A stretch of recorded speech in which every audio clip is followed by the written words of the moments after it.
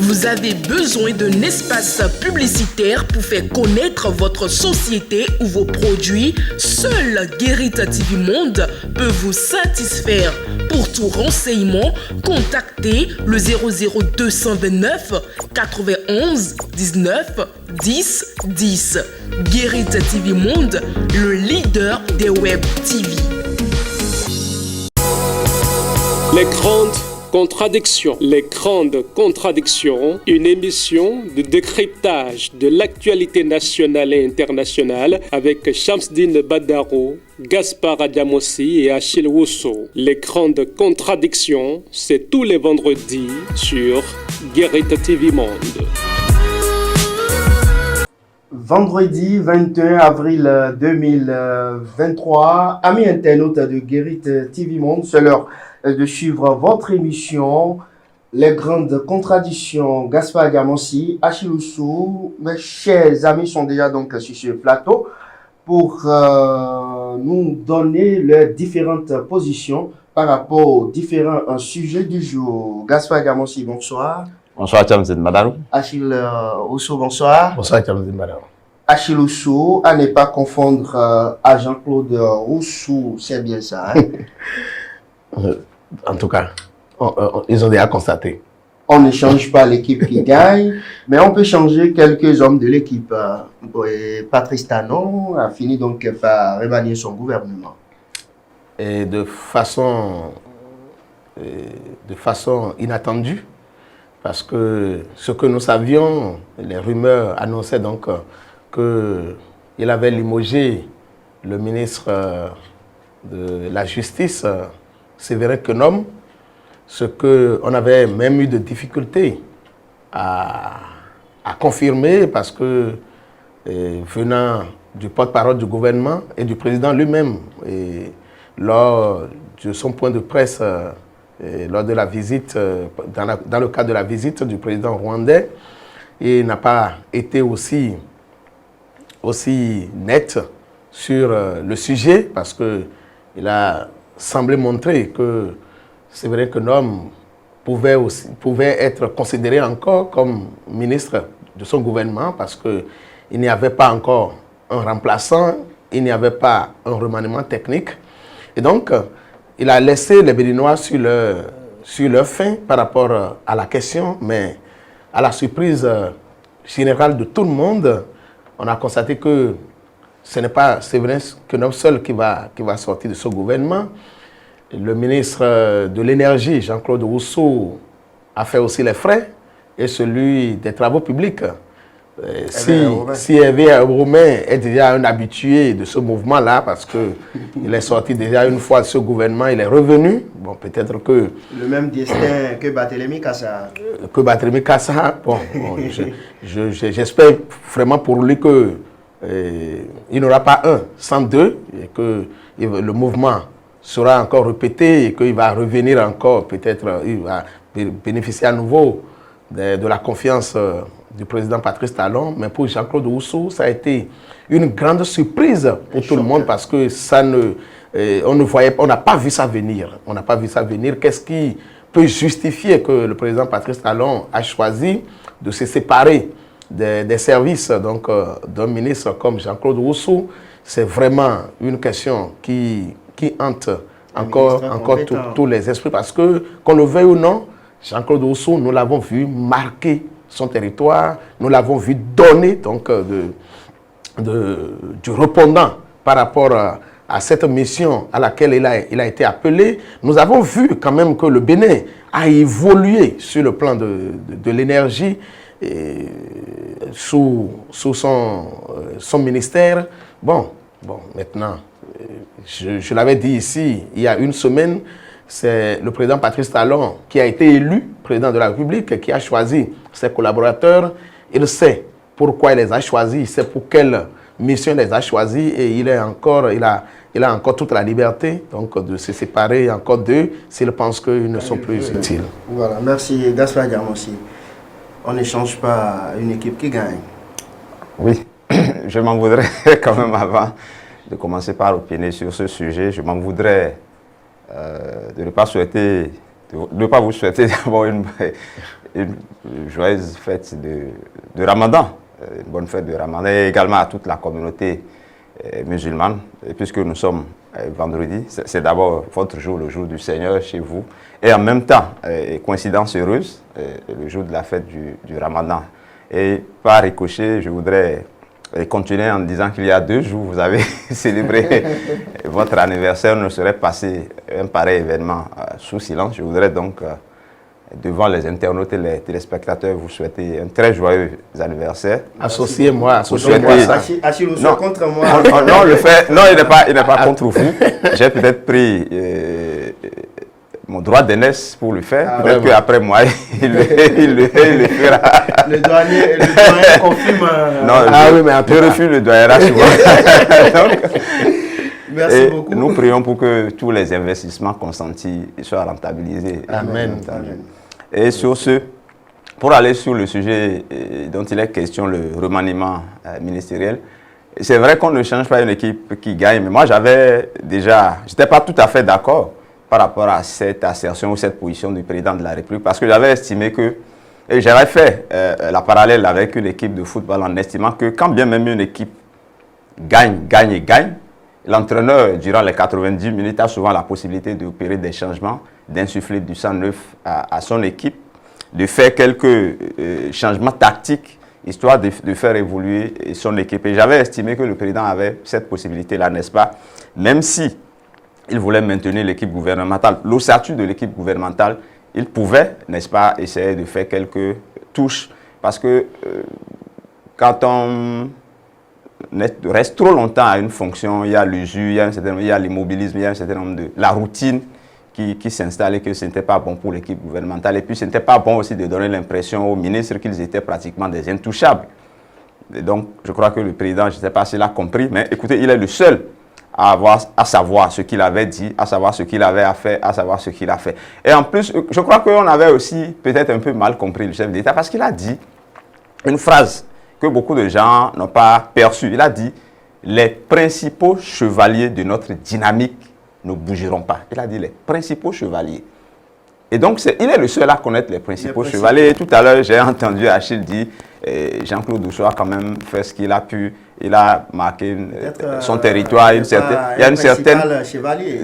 Peut-être que pour Patrice Talon, ce n'est pas un chevalier. Et si moi, je compare un peu par rapport à la situation actuelle où on me prive d'électricité à tout bout de champ, et moi, je n'ai pas l'impression qu'il a autant fait que ça. Oh là là. Non, non, écoutez, c'est la réalité. Il a beaucoup travaillé. Hein. Bon, oui, je dis, il a beaucoup travaillé, oui. Mais la conclusion est là.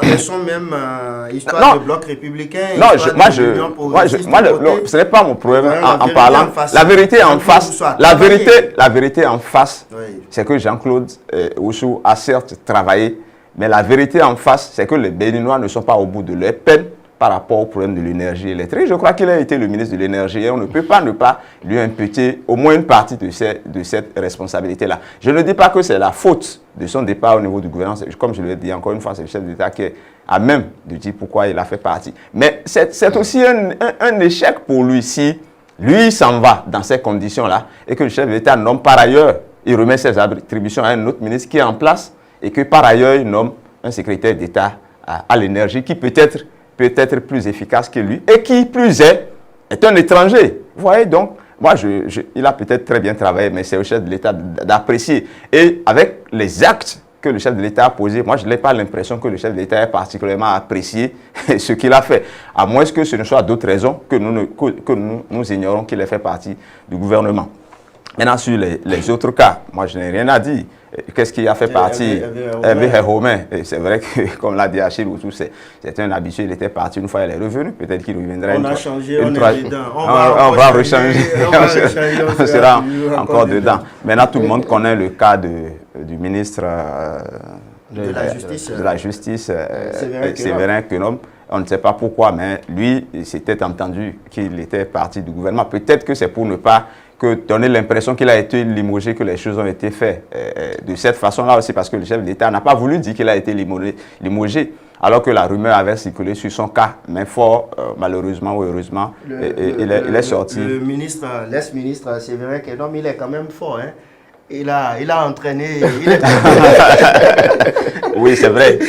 C'est vrai qu'il a entraîné. Maintenant, moi, la question que j'aimerais bien poser, c'est de savoir pourquoi ceux-là s'en vont et que le chef de l'État ne trouve pas nécessaire de faire arriver d'autres personnes et qu'il confie par ailleurs ses attributions à d'autres qui étaient déjà dans le gouvernement. Est-ce que c'est par un souci d'efficacité, d'efficience ou de réduction des charges liées au fonctionnement de ces ministères-là? Il y a aussi difficulté à trouver, les compétences. Non, moi, je ne pense pas. Au-delà de cette compétence, peut-être le patron, ils sont nombreux quand même à être en attente.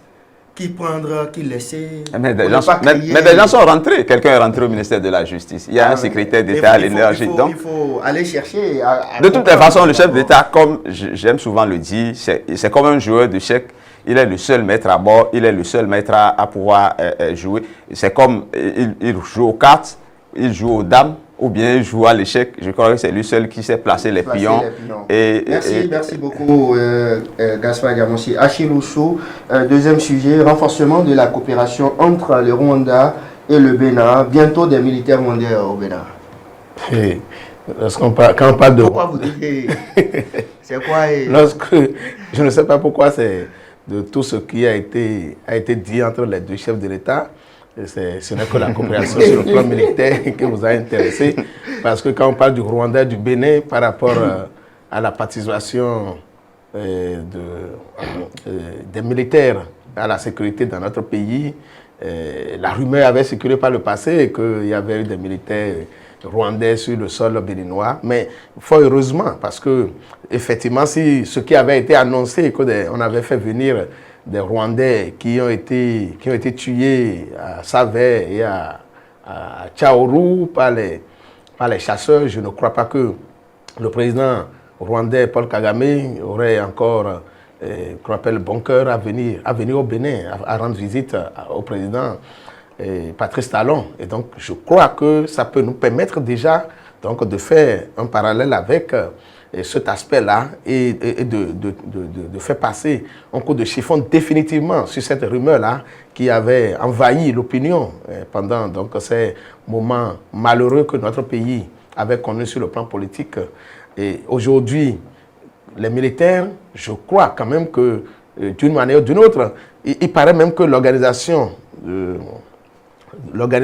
actuelle que le président Patrice Talon a adoptée en fusionnant les policiers et les gendarmes, qu'il aurait été inspiré par le Rwanda. Et toute l'organisation qu'il met en place aujourd'hui par rapport à la sécurité, aussi bien sur le plan interne que sur le plan de la défense, qu'il est plus ou moins inspiré par l'expérience rwandaise. Ce serait tant mieux que les Rwandais arrivent pour prêter main forte aux Béninois et pourquoi pas aux pays donc de la sous-région, les pays voisins au Bénin qui sont hantés par le terrorisme et donc partout où les solutions peuvent venir pour permettre aux Béninois de vivre en paix, en sécurité, de sortir, de circuler librement et de ne pas être embêtés donc, par ces hommes de peu de foi. Je crois que c'est la bienvenue et que le Rwanda accepte donc de prêter main forte, de mutualiser ses efforts avec le Bénin pour arriver à pousser, à repousser donc aussi l'ennemi. Ce serait tant mieux. Et je crois que le projet est même plus vaste que ça parce que ça ne concerne pas que l'Afrique de l'Ouest. Dans son intervention, j'ai compris qu'il y a aussi une partie donc, de l'Afrique centrale ou orientale qui intéresse aussi le président Paul Kagame. Ce serait tant mieux que cette coopération-là s'active et que le Bénin arrive vraiment à tirer profit de ça. Merci beaucoup, Gaspard Diamonsi. Bientôt des militaires rwandais au Bénin. Je vois que ça inquiète un peu les Béninois, enfin tout à fait certains Béninois. C'est vrai que c'est l'aspect qui a le plus intéressé les Béninois par rapport à l'éventail des sujets dont il a été question entre les deux chefs de l'État. Ce qu'il faut déjà dire, c'est que de façon globale, c'est quand même un modèle déjà de coopération entre les pays africains qui est en train de se nouer entre le Bénin et le Rwanda. N'oublions pas qu'il y a déjà un projet de compagnie entre les deux pays. N'oublions pas qu'il y a également, je crois, une banque qui est en train de s'installer. Donc il y a un certain nombre de projets entre les deux pays qui sont en train d'être mis en œuvre. Maintenant, pour ce qui concerne l'aspect militaire, c'est vrai que par rapport à la situation que le Bénin connaît dans la partie nord, il est question, n'est-ce pas, de chercher les moyens pour endiguer le phénomène du terrorisme ou du djihadisme, si vous préférez. Mais moi j'ai quelques questions à poser parce que, vous savez, nous avons ce problème-là avec nos voisins, le Nigeria, le Burkina, le Niger. Et le président du Niger était chez nous il n'y a pas si longtemps que ça, mais je n'ai pas eu comme l'impression qu'on a beaucoup plus parlé du renforcement de la coopération militaire au niveau de ces deux pays. Mais on va choisir un pays de l'autre côté du continent. Côté où? Alors, pratiquement à l'est du continent, un pays comme le Rwanda. Et je crois que moi, je n'ai pas l'impression que le Rwanda ait une si forte expertise que ça. Dans le terrorisme, je crois que non, le Rwanda, c'est une force militaire sur le continent africain, voilà. Je n'en disconviens pas. Mais est-ce que vous êtes sûr que le Rwanda a une certaine expertise dans le terrorisme, dans la lutte contre le terrorisme, tel que le Bénin connaît ce phénomène, ou tel que les pays de la région connaissent ce phénomène? Je ne suis pas un expert militaire, mais j'en doute. Et en plus, des militaires rwandais, heureusement que le Rwanda n'est pas voisin du Bénin, parce que allez demander à la RDC vous dira ce que le Rwanda leur fait subir actuellement sur le plan militaire et autres par rapport à ce qui se passe. D'ailleurs, les Congolais n'ont pas hésité, n'est-ce pas, à attirer notre attention sur cet aspect de la question en disant « Ah, écoutez, les Béninois, vous voulez que les Rwandais viennent militairement chez vous? Venez chez nous, on vous dira de quoi il est question par rapport à cette situation. » Maintenant, pour finir, on aurait pu sur cet aspect-là. Pourquoi? Parce que le Nigeria a quand même une expérience avérée dans la lutte contre le terrorisme, même si c'est avec des succès et des insuccès. Il n'a jamais réussi. Hein? Non, mais écoutez, nulle part dans le monde, vous allez apprendre que le terrorisme a été totalement éradiqué. Le Nigeria a plus échoué que réussi. Je n'ai pas l'impression, parce que, vous savez, le terrorisme, c'est comme combattre une force invisible. Et je crois que le terrorisme tel qu'on en parlait au Nigeria il y a 10 ans avec les Aboubakar Shekau et autres, ce n'est pas de cette manière-là qu'on en parle aujourd'hui. Donc je crois qu'il y a une régression par rapport au phénomène. Aller en Algérie où le fils à un moment donné était si fort et avait presque déstabilisé l'État algérien. Aujourd'hui on en parle de moins en moins parce que dans une lutte de longue haleine, ils sont arrivés, n'est-ce pas, à réduire le phénomène. Et je crois que c'est aussi le combat que nous avons à faire. Vous pensez qu'avec les Rwandais, on va éradiquer le terrorisme? Parce que notre intervention aussi, ça peut nous permettre, n'est-ce pas? Est-ce que vous pensez que les Rwandais peuvent chasser le terrorisme jusqu'à la sortie de la frontière du Bénin en allant vers le Nigeria, ou même si nous avons une coopération avec les Rwandais, vous pensez qu'ils peuvent traverser nos frontières et aller intervenir au Niger, alors que c'est un phénomène qui est de part et d'autre des frontières? Moi, je ne dis pas que c'est une mauvaise chose, mais c'est des analyses que j'essaie de faire. Merci beaucoup. Un autre sujet, je vous donne la parole à nouveau pour un autre sujet. Et désormais, les parents complices des cybercriminels peuvent être inquiétés. Ah oui, et je crois que déjà, peut-être que c'est notre émission qui a donné cette idée aux responsables donc, de la structure en charge de la lutte contre la cybercriminalité. Parce que dans nos analyses ici, la dernière fois, on a abordé cet aspect-là, parce qu'on s'est questionné sur la responsabilité donc, des parents qui voient les enfants venir à la maison avec un certain nombre d'objets, des enfants tenir un certain nombre de comportements et qui les protège d'ailleurs, qui les protège au lieu de jouer leur rôle de parents. S'ils ont mangé dedans, ça veut dire qu'ils sont aussi, d'une manière ou d'une autre, responsables donc, de ce qui se passe. S'ils ont mangé. Mais comme on le dit couramment. Donc c'est pour dire qu'il va falloir renforcer qu'on appelle l'éducation. Il faut renforcer l'éthique dans notre pays. Et par rapport à ça, c'est sur les parents qu'il faut agir. Et bon, je crois que ce n'est pas pour les emprisonner, mais il faut quand même leur tirer les oreilles et montrer à tous les parents qui voient les enfants tenir un certain nombre donc, de comportements, faire un certain nombre de choses et qui ne jouent pas véritablement leur rôle. Il faut quand même lancer cette alerte-là. Et je crois que c'est par rapport à ça que je suis d'accord que on puisse tout au moins les interpeller, les inquiéter, pour que cela puisse servir donc de leçon à tous les autres. Oui, il y a de quoi inquiéter parce que si un enfant vient à la maison, il va faire son job et qu'il vient dissimuler ce qu'il a amené. De là à ce que je sois inquiété, il y a un pas qu'il ne faut pas franchir à mon avis. C'est vrai, on a dit parents complices, hein, il faut pas, c'est pas parce que son enfant est cybercriminel qu'il sera en même temps. On a dit parents complices, ça veut dire que le parent doit être, en parlant de complicité, il y a complicité active, il y a complicité passive. Il y a des parents qui voient, et qui savent que ce n'est pas mauvais, qui ne réagissent pas. Il y a ceux qui participent et qui jouissent. Donc je crois qu'il y a... Il les protège même. Je pense que ce qu'il faut retenir, c'est plutôt un appel, moi je pense, à une prise de conscience des parents et à ce qu'ils prennent beaucoup plus à cœur la surveillance de leur progéniture. Je crois que cette alerte-là va amener certains parents, n'est-ce pas, à prendre conscience qu'il ne faut pas laisser les enfants faire tout ce qu'ils veulent, les ramener à la maison tout ce qu'ils veulent, ou exhiber beaucoup de biens matériels sans qu'on ne sache d'où est-ce que cela provient. Merci beaucoup à vous. Un autre, le quatrième sujet, avant-dernier sujet, 33 revendeurs Gaspard Diamansi du marché d'Antokwa, emprisonnés, retrouvent la liberté après le paiement d'une caution. Vente à la sauvette. Oui, bon, il y a beaucoup de choses qui sont risquées dans le pays actuellement. Allez chercher de l'argent tranquillement. Et se retrouver en prison.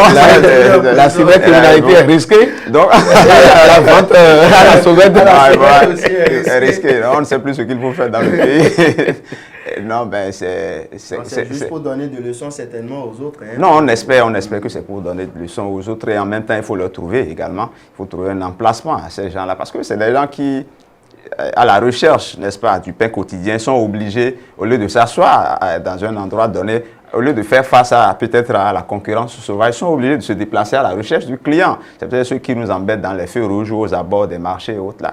Moi, je pense qu'il faut... Dans les bars également, hein. Oui, bien sûr. Faut... Je crois qu'il faut... Non, je crois que non, il faut moi, à mon sens, hein, parce que ce qui est en cause ici, c'est surtout l'occupation de l'espace public. Moi, je pense qu'il faut essayer de gérer cette affaire-là avec beaucoup plus de tact et de douceur et d'humanisme, parce que quand je vais vendre à la sauvette et quand vous voyez ceux-là, vous savez évidemment que c'est des gens assez démunis et s'ils doivent se retrouver encore derrière les barreaux et chercher encore à payer de caution avant de sortir. Je crois qu'il y a quand même un aspect social qu'il faut véritablement voir sur cet aspect-là. Merci beaucoup. Merci. Gaspard et Achilousso. Oui. Parce qu'on ne va pas construire le pays sur le cadavre de ces enfants. Buffet tricolore, on se retrouve derrière les barreaux.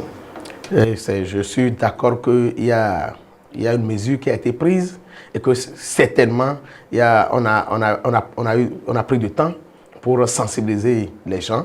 Et nous n'allons pas oublier que c'est depuis le préfet Toboula que cette lutte-là avait commencé, même avant lui, mais avec Toboula, ça a été vraiment renforcé, ça a été remarquable, surtout à Cotonou, où on a demandé à tous les vendeurs qui occupent les feux donc, d'aller chercher place ailleurs. Alors, donc, on va dire que pour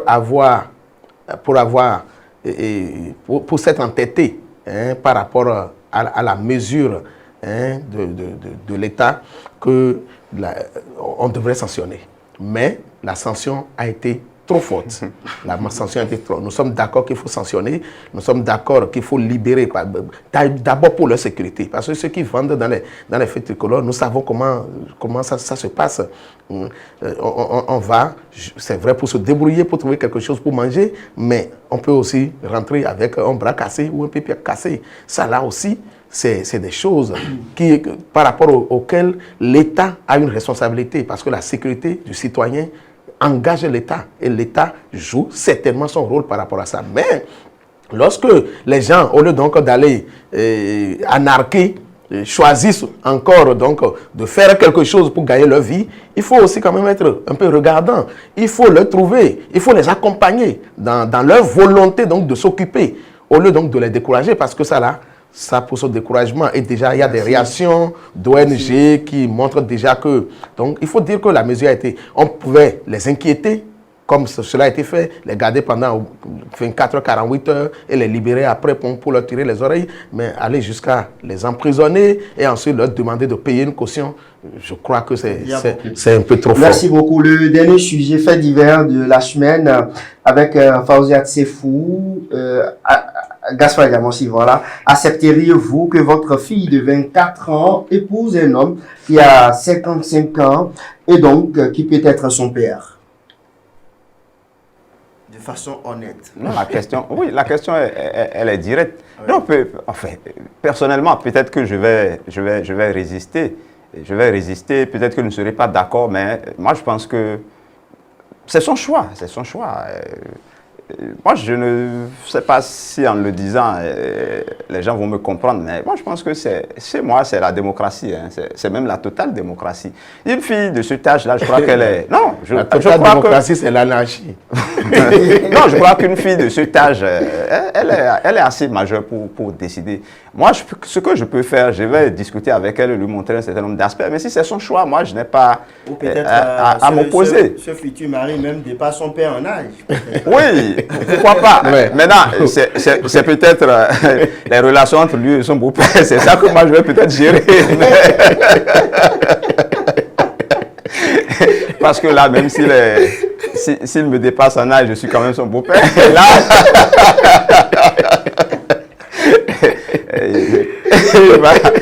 il fait le mari à sa femme, mais à moi, je suis quand même le beau-père. Il dira, mais je te dépasse. Même ton père, je le dépasse en âge. Donc, respecte-moi, ma fille. Non, et puis, en fait, le problème par rapport à notre société ne se pose pas souvent en ces termes, surtout quand c'est la femme qui est plus jeune et que l'homme est plus âgé. Mais si c'est l'inverse, vous allez voir tout un tollé au niveau de l'opinion, alors qu'au fait, on dit que l'amour n'a pas d'âge. C'est vrai que parfois il y a des limites, mais écoutez, moi, en tout cas chez moi, je n'ai pas de gêne par rapport à ça particulièrement. Merci beaucoup. Achiloso, 24, 55 ans. Bon. La fille, 24, l'homme, 55 ans. Bon, vous me demandez de donner des conseils à ma fille, non? Oui, non, votre position. Votre position. Donc, ce n'est pas moi-même en action. Non, c'est vous-même en action. Ah, mais comment? De l'autre côté, vous avez demandé de donner conseil à sa fille? Non, pas conseil. Je vous repose la question. Accepteriez-vous que votre fille de 24 ans épouse un homme qui a 55 ans? Raisonnablement, ça ne tient pas. Lorsque la différence d'âge dépasse 15 ans, ce n'est pas bon. Ce n'est pas bon et on devrait, en tant que père, et puisque nous avons quand même aussi un devoir d'accompagnement, en tant que père, on devrait quand même discuter avec la fille et lui montrer qu'elle sera très tôt veuve, parce que logiquement et biologiquement, le mari qui a déjà 55 ans, près de plus de 20 ans d'âge, plus qu'elle va mourir, ou devrait mourir avant elle. Et donc, elle sera vite veuve et se remarier n'est pas facile. Se remarier n'est pas facile. Donc, il faut lui montrer ça. Mais, à défaut de la totale démocratie dont parle Gaspard, on peut quand même lui laisser un certain nombre de libertés pour son choix. C'est elle qui a le dernier mot. Mais nous avons le devoir d'accompagnement. Seulement que quand c'est trop, ce n'est pas bien et il faut dire que ce n'est pas bien.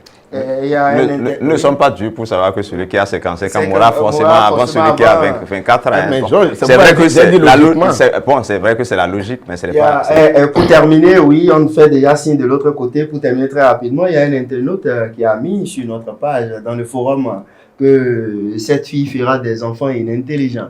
Au contraire. Que les cellules de l'homme... Non, au contraire. Je sais pas, au contraire, moi, de mon expérience de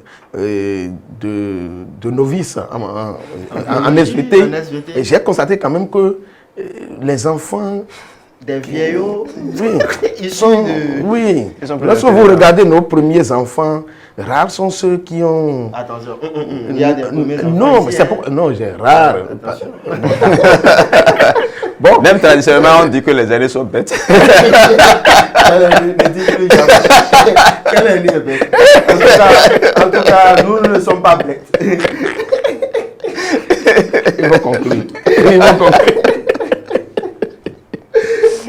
Voilà, en tout cas, merci beaucoup à Fawziat Sefou pour ces différents sujets. On va vous retrouver vendredi prochain pour un autre sujet, mais bien avant. Gaspard Diamossi, votre conclusion? Non, je n'ai pas particulièrement de conclusion, sauf à remercier ceux qui nous suivent, ceux qui nous encouragent. Et je voudrais faire un clin d'œil au conseiller à la HAC, Armand Oussou, qui est un fidèle de cette émission. Oui. Ah oui. Conseiller Armand Oussou, voilà, conseiller à la HAC. Bonjour à vous et merci d'être toujours avec nous. Hein. Regardez toujours Guéri TV Monde. Le meilleur est avenir. Monsieur? Oui, bon, à mon tour, je voudrais souhaiter une bonne fête à toute la communauté musulmane et à vous particulièrement. Et je suis très content parce que nous avons passé 40 jours d'efforts de carême avec vous. 40 jours ou 30 jours? Ah, c'est 30? Je ne même pas. D'accord. Non, avec l'Église catholique. Nous, on avait déjà fait 40 jours. Donc, on a fait 30 jours d'efforts de carême. Ça nous a permis. Suffit. Et ça reprend. Quasi va reprendre. Merci beaucoup, les gars. La bonne humeur sur notre émission. Les grandes contradictions, c'est terminé pour ce vendredi. On va se retrouver vendredi prochain, si Dieu le veut, pour un autre numéro. Merci à toute l'équipe de réalisation, de préparation de ce numéro de votre émission. À très bientôt. Au revoir. Contradiction, une émission de décryptage de l'actualité nationale.